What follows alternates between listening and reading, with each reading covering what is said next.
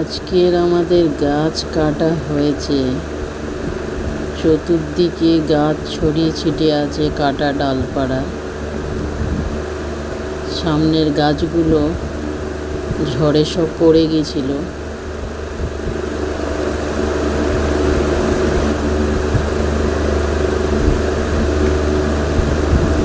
সেই গাছগুলো সব কেটে ফেলা হলো।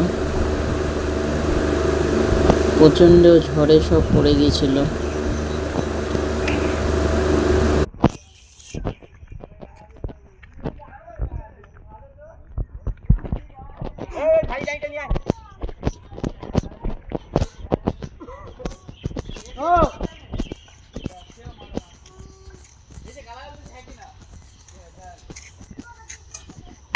মেশিনে কাটতেছ?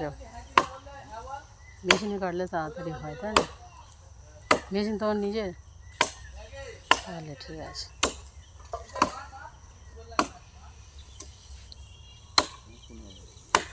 দেখছো বন্ধুরা, গাছগুলো সব কেটে ফেলা হচ্ছে।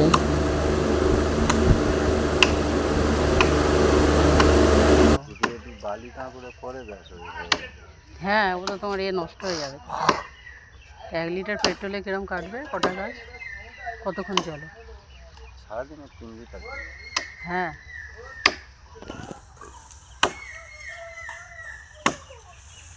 লোকের খরচা আছে। তা তো হয়।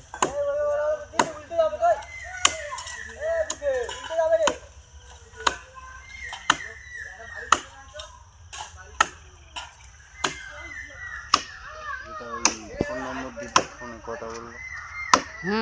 আমি বলেছি। তুমি ছিল কেন? ও তো আমার বললো, বলে নাই বাবুর নাই গাছ কাটা। আমি জানি না তো। বলে তুই বাড়ি ফোন কর। বাড়ি ফোন করতে খবর দিই। ও তা বলতে বলে আমাদের গাছ কাটবে না। আমি জানি না, দেখে গিয়েছিল তো। বলে আমার ফোন নাম্বারটা দে তুই। তা বলতে হইতে দিলাম। ওই ডালপালাগুলো ছিটে নেবে তো না? ওই দিকের ওগুলো যেগুলো নেমে যাওয়ার সময় তাহলে বলে যাবে যে এগুলো নেবো না।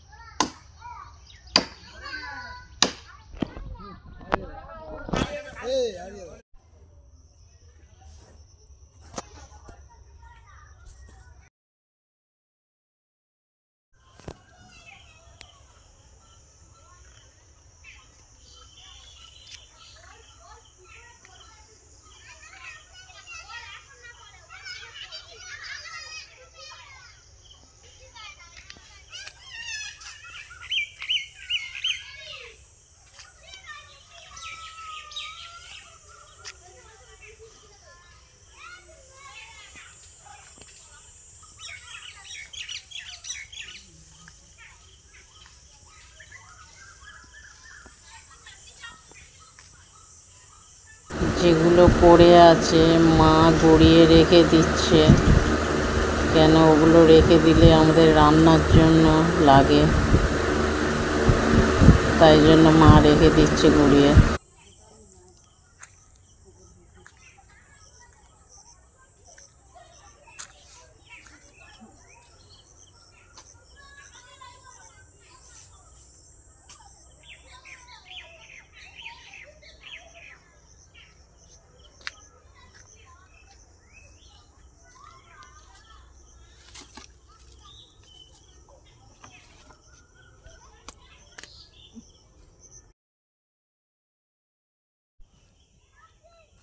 দেখতে পাচ্ছ বন্ধুরা, মা গাছপালাগুলো কেটে রেখে গিয়েছিল সব লোকেরা, সেগুলো পরিষ্কার করছে। চারধারে ছড়িয়ে ছিটিয়ে আছে, পায়ে ফুটছে সবার, ওই জন্য বকাবকি করছে গ্রামের লোকেরা। সেগুলো ওই জন্য ভালো করে গুঁড়িয়ে এক জায়গায় করে রেখে দেওয়া হচ্ছে। রান্নার কাজে লাগবে সেগুলো আবার।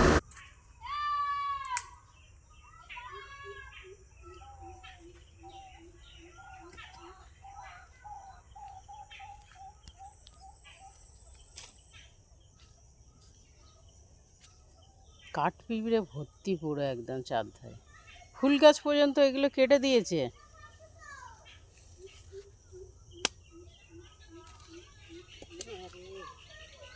ফুল গাছ পর্যন্ত কেটে দিয়েছে। এগুলো আর নেবে না, এগুলো থাকবে।